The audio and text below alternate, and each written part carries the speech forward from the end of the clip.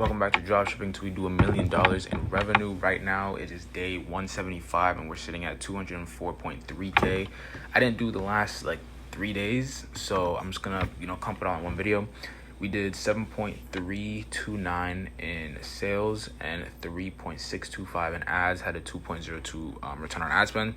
Pretty profitable. Super calm. These past few days I've kind of just been working on putting out new ads. I've been trying to consolidate my ad account because it's low-key all over the place, and I'm realizing that having my ad account all over the place can be the reason as to why it's so hard for me to scale, at least right now. During Q4 everybody can scale in Q4, but Q1 is it gets a little rough. So currently still been doing that.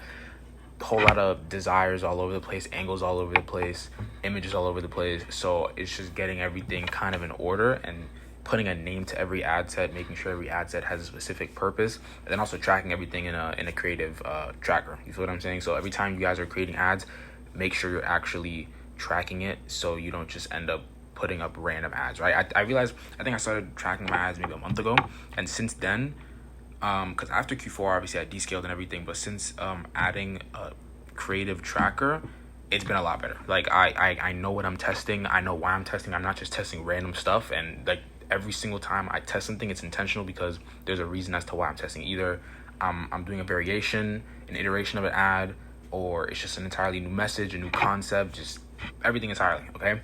So if you are making ads, make sure you're tracking it too. Other than that, nothing really else that's too interesting, to be honest. There hasn't really been anything crazy that I've been doing. Haven't even been working that much, to be honest with you. Maybe been doing an hour and a half, maybe 2 hours a day.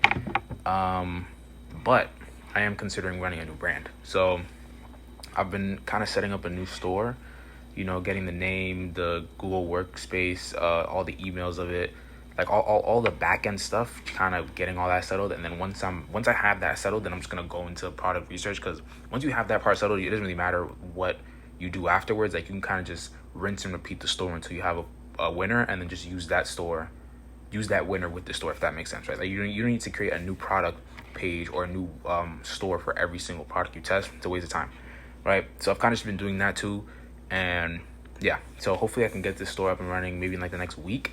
That way I can start running two brands. I'm realizing now that I have an employee that's working on this brand, it doesn't take me too much time every single day. I can kind of offset a lot of the tasks to them, and then they can complete it, and then I could just potentially work on another brand. It's either that or work on content creation, but content creation doesn't even take that long anyway. So that's day 175, and I'll see you on day 176 or whenever I make the next video.